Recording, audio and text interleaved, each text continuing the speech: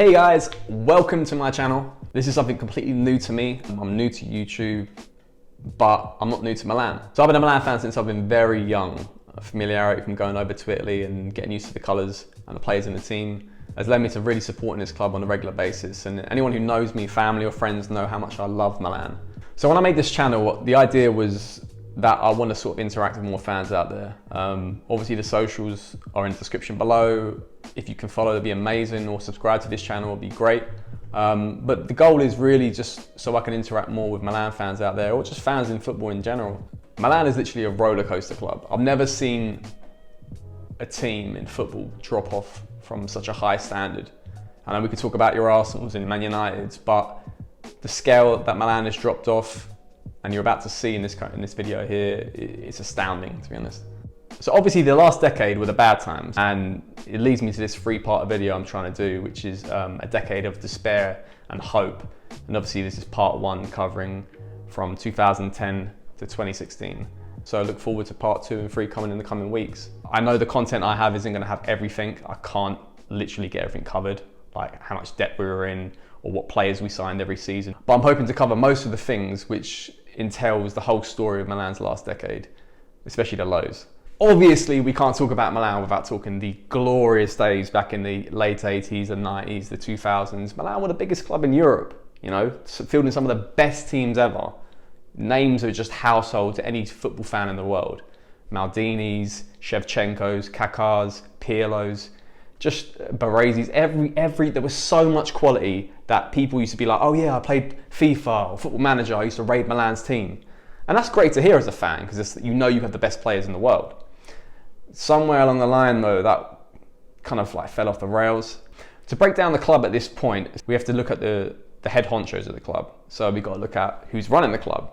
Silvio Berlusconi, he's been running the club since the 80s, where he took up Milan from Serie B and obviously dominating around Europe. So I can't complain about the owner at this point. Berlusconi's a legend. Second in command, Vice Chairman CEO, Adriano Galliani. He is the man with the yellow tie. He gets deals done and just knows everyone. He's a guy that you can just send to a club and maybe like they're just unwanted player who has some value potentially for your club. He'll get the job done. Head coach at this point, Leonardo, the experiment didn't quite work out. Previously had Carlo Ancelotti as head coach for a long tenure and he smashed it. So we're looking for a coach to come in the place and be really of Milan's mould. The job got given to Massimiliano Allegri. Allegri hadn't had no experience at a top tier club at this point, so it really was sort of sink or swim moment for him. Bear in mind, going into this 2010 season, Milan have not won a league title since 2004. And also their last recent trophy was in 2007. So the club was in desperate need for a trophy at this point. Silvio Berlusconi had debt mounting up. So any deals for high quality players, Galliani had to really snuff out. This leads us to the start of the 2010 season. On near deadline day, Galliani was able to get Robinho and Zlatan Ibrahimovic for cheap deals from their respective clubs. Milan started the season well this year, took first place in early November and never dropped off it. They brought in Cassano and Van Bommel in the winter markets and just assured their victory of the season.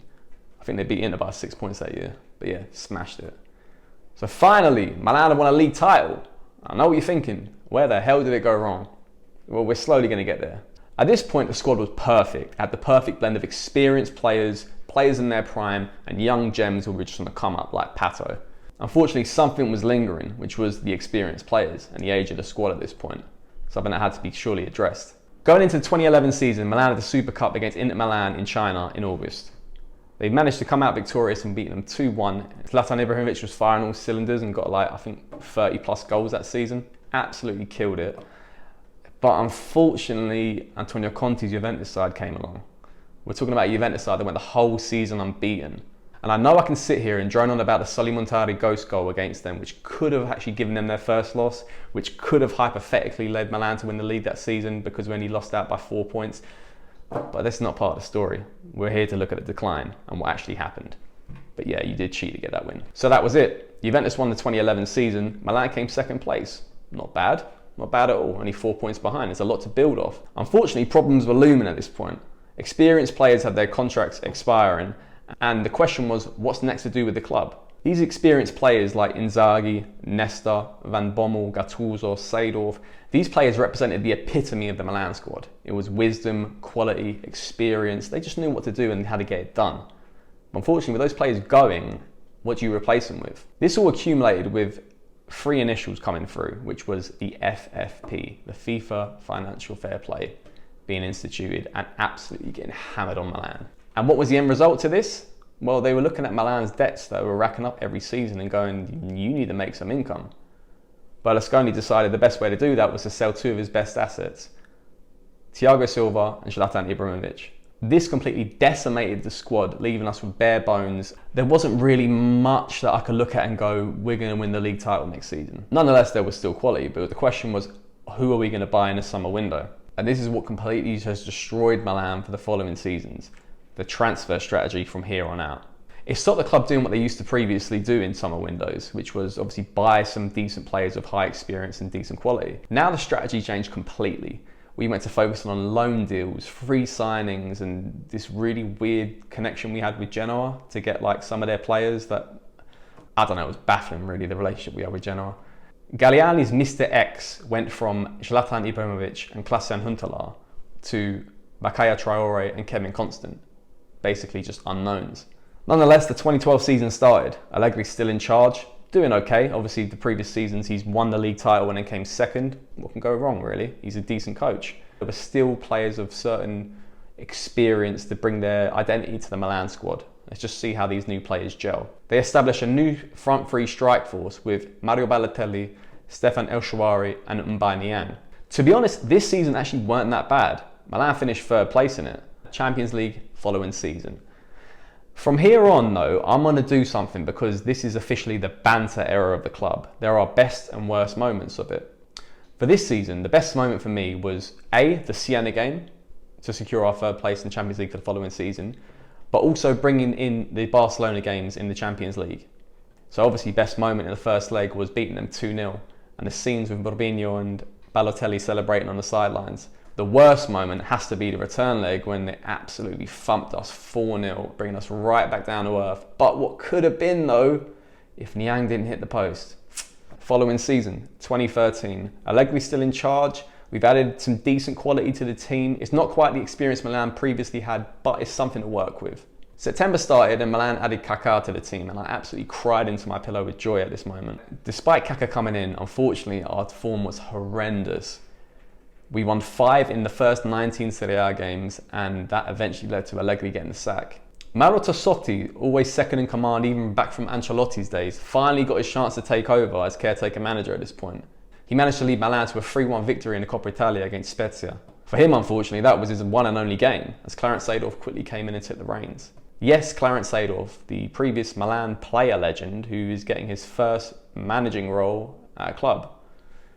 Why he was giving this opportunity at Milan, probably one of the biggest teams in world football, I guess it is what it is. I know what you're thinking, the season went more off the rails at this point with Seedorf in charge. Not really actually. Seedorf had a 50% win ratio with the club and managed to get us an 8th place spot in the table, which at the point of Allegri getting sacked looked very unattainable.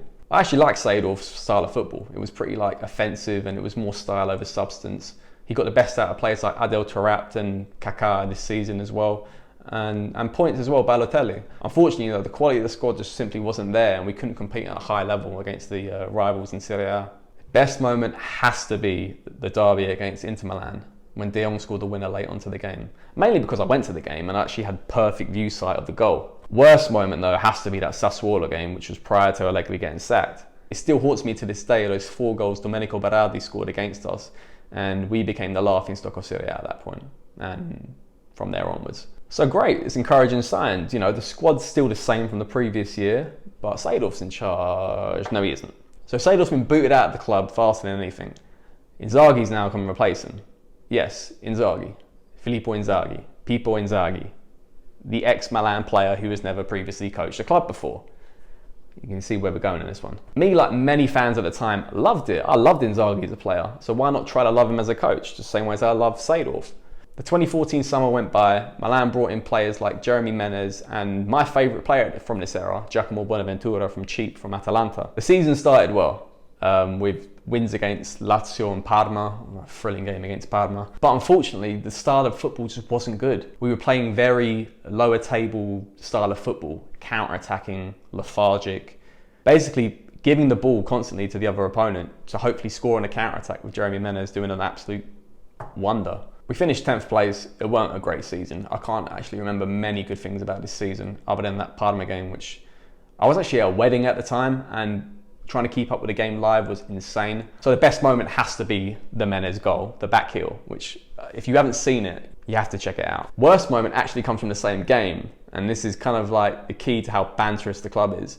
So we were 4-2 up at the point when Menez scored that absolute worldie. De Sciglio decides to do a safe back pass back to the keeper, Diego Lopez at the time, and it rolls into the net, and Diego Lopez pretends to have a cramp or something.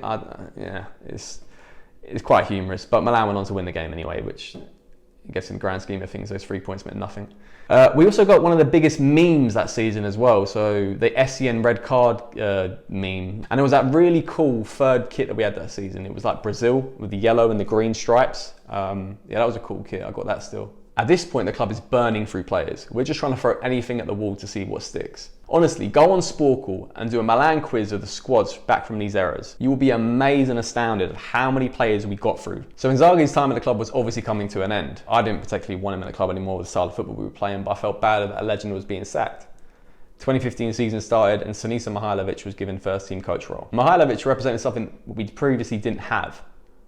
Inzaghi was counter-attacking football. Seedorf was style. Allegri was a bit of balance to the two. Mihajlovic was just aggressive, playing a flat 4-4-2 formation and using the most of Honda on the right wing, Bonaventura on the left, and making the most of new signing Carlos Bacca up front. Mihajlovic's time was actually a decent season for me. He brought in Alessio Romagnoli from Roma, but obviously he had previously coached him from Sampdoria, and gave a certain gem his time to shine, Gianluigi Donnarumma. I think Mihajlovic got fed up with Diego Lopez and his fake cramps. He eventually gave Donnarumma a chance in goal, and to be honest, that is the best decision anyone has made in the club probably in the last 10 years. Unfortunately, as the season went on, the form just couldn't quite keep up. Mihajlovic went through a bad run of form and eventually got sacked.